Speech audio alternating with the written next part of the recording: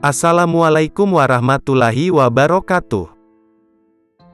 Dalam kehidupan Sufisme, banyak kisah seseorang yang menjalani kehidupan berliku sebelum menerima hidayah dari Allah Subhanahu wa Ta'ala.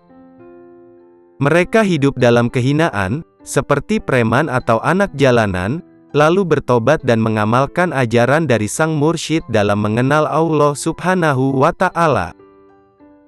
Sejumlah kitab hasil karya para ulama klasik, banyak memuat perilaku kehidupan para waliullah sebelum menjalani kehidupan asketisme. Fariduddin Attar dalam Tazkiratul Auliya dan Abdullah bin Ahmad bin Qudamah al-Maqdisi dalam Al-Tawabin menjelaskan, kehidupan waliullah yang sebelumnya dikenal sebagai pemuda berandal atau amodal. Yang pertama Bishr bin Harits. Bishr bin Harits memiliki nama lengkap Abu Nasr Bishr bin Al-Harits Al-Hafi, lahir di dekat kota Merv sekitar tahun 150 Hijriah atau bertepatan tahun 767 Masehi, dan wafat di kota Baghdad tahun 227 Hijriah bertepatan 841 Masehi.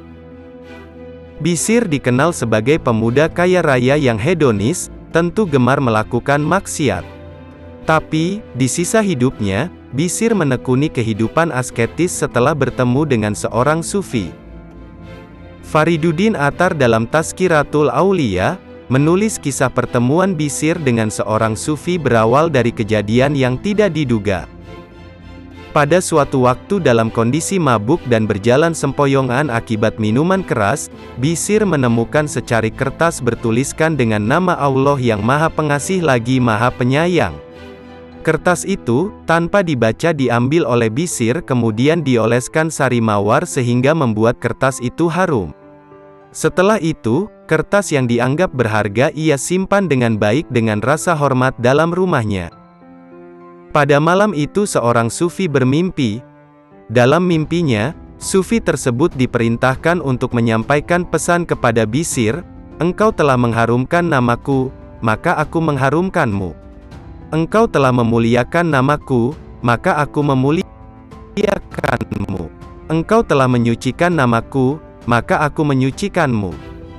Dengan kekuasaanku, aku sungguh mengharumkan namamu di dunia ini dan di akhirat kelak." Terbangun dari tidur, sufi tersebut sempat terbesit, "Bishr amodal, mungkin mimpiku keliru." Sang sufi itu kembali berwudu, salat, lalu kembali tidur. Akan tetapi, sufi tersebut mengalami mimpi yang sama secara berulang kali. Keesokan hari sang sufi pergi mencari Bishr. Ternyata, Bishr sedang berada di sebuah pesta anggur bersama koleganya.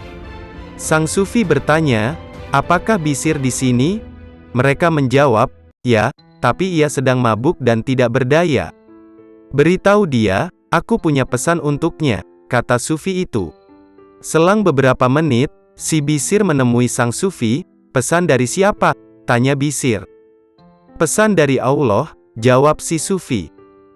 "Ah," pekik Bishr sambil mencucurkan air mata. "Itu pesan makian atau penyucian? Tunggu, aku akan pamit pada teman-temanku."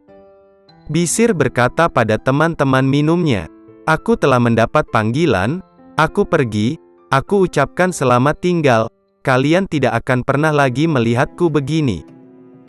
Sejak kejadian itu, Bishr dikenal sebagai orang yang sangat soleh yang dikagumi oleh sang Imam Ahmad ibnu Hanbal dan Khalifah Al-Ma'mun. Yang kedua Malik bin Dinar. Nama aslinya adalah Abu Yahya Malik bin Dinar al-Basri. Beliau lahir di Basrah dan merupakan generasi kelima dari golongan tabi'in. Malik putra seorang budak Persia. Saat pertobatannya menjadi murid Hasan al-Basri, Malik meninggal di Basrah pada 131 Hijriyah. Abdullah bin Ahmad bin Qudamah al-Maqdisi dalam At-Tawabin mengisahkan kehidupan Malik bin Dinar sebagai preman yang suka mabuk-mabukan, berbuat zalim, memakan riba dan lain-lain.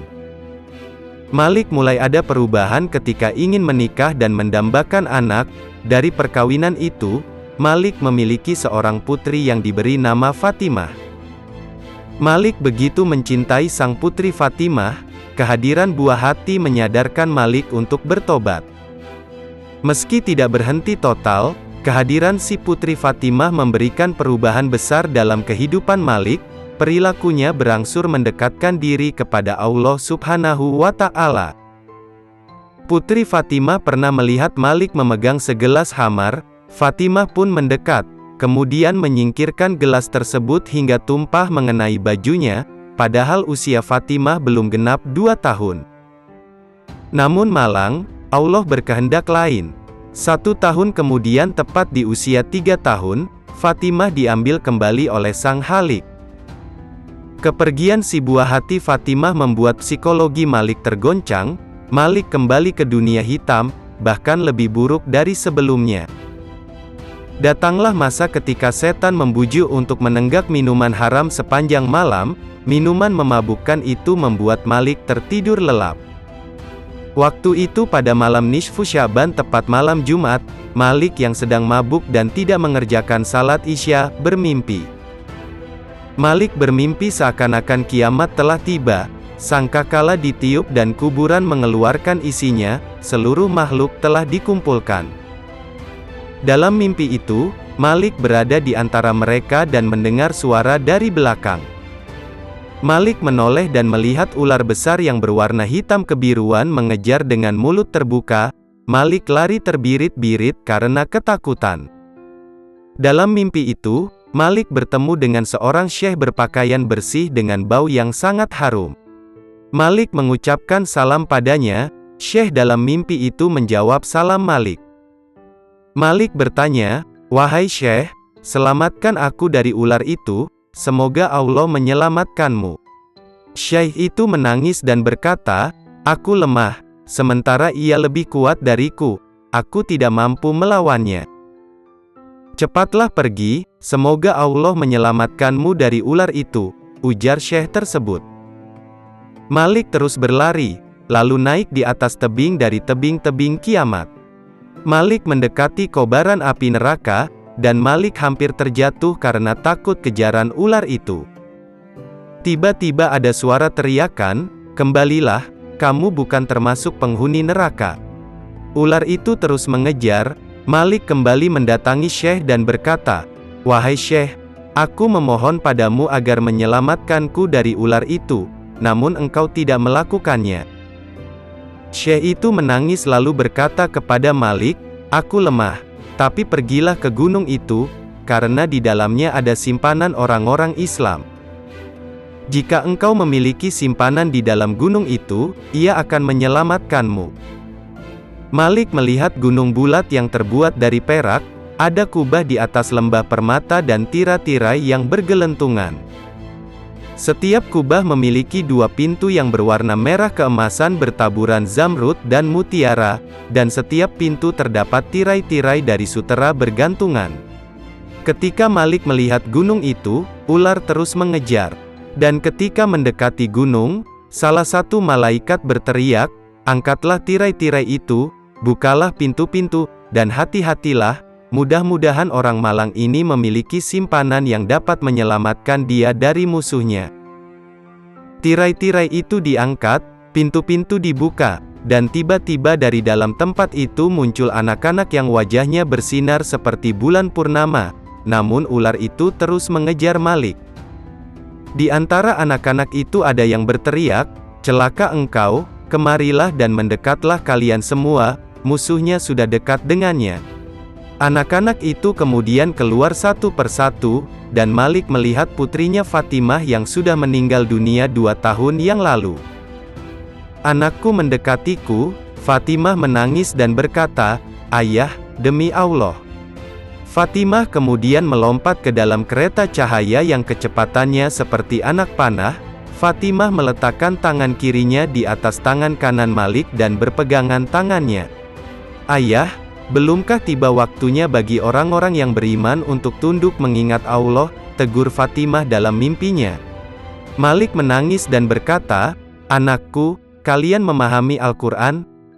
Fatimah menjawab, "Ayah, kami lebih memahaminya lebih baik darimu. Beritahu aku tentang ular yang ingin membunuhku." Fatimah menjawab, "Ia adalah amal burukmu yang kemudian menjadi kuat dan akan melemparkanmu ke neraka. Lalu siapa syekh yang aku temui di jalan itu? Ia adalah amal baikmu yang menjadi lemah, sehingga ia tidak dapat membantu menyelamatkanmu dari amal burukmu. Malik bertanya lagi, apa yang kalian lakukan di gunung itu?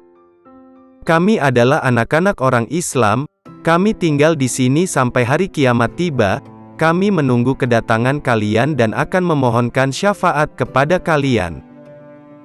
Malik pun terbangun ketika fajar telah terbit. Sejak itu, Malik menjauh dari minuman khamar dan bertaubat kepada Allah, sehingga Malik bin Dinar menjadi wali Allah dari golongan tabi'in yang ahli hadits. Semoga bermanfaat bagi kita semua. Assalamualaikum warahmatullahi wabarakatuh.